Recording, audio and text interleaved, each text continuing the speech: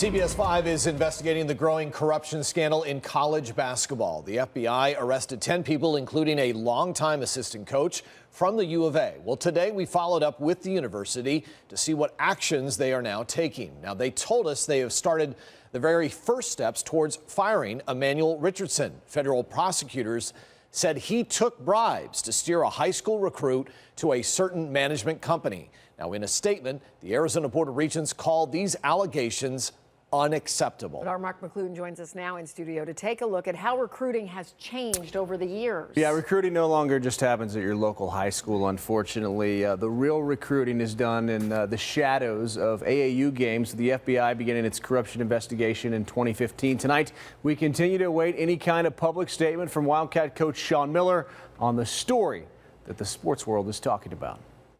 It was a very tough day for college basketball. Like every college basketball coach in America right now, ASU's Bobby Hurley forced to defend his sport. Obviously, there's a lot of people that were impacted, by, what's already happened. There are a lot of victims here in this whole process. The Sun Devils' biggest rival, the University of Arizona, caught in a corruption scandal, with assistant coach Emmanuel Richardson arrested. An FBI record showing that the U of A offered $150,000 to a recruit.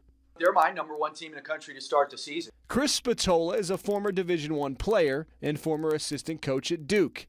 He says things have changed since he left coaching in 2012. And it's even bigger than when I left coaching.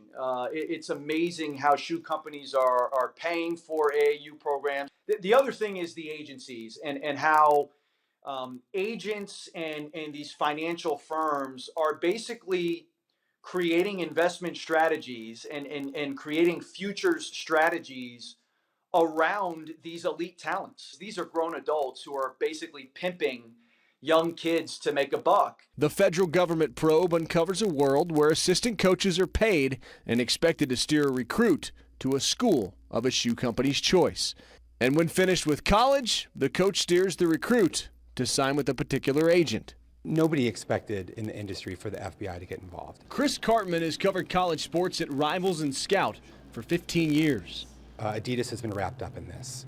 If you go to these high-profile events and you watch the biggest prospects in any given class, you'll see shoe company executives, 3, 4, 5 of them sitting courtside.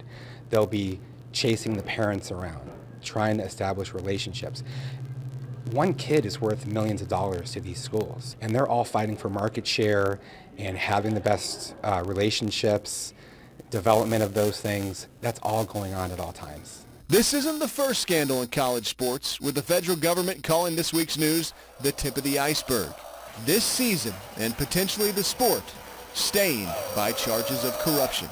It doesn't appear to be a system that works right now, so I'm sure there's going to be a lot of conversation about that in the next couple of months. I've had coaches tell me behind the scenes they should cancel the season.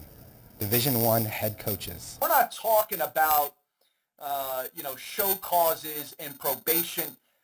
We're talking about handcuffs in jail. Yeah, a lot to digest right there. The university has initiated its own independent investigation into the Emmanuel Richardson allegations. No public word again from Sean Miller, but there's a report that U of A practiced on Thursday and Miller was in attendance. The Blue-Red game for U of A is set for October 20th. Mark McClune, CBS 5 Sports. All right, Mark, thanks.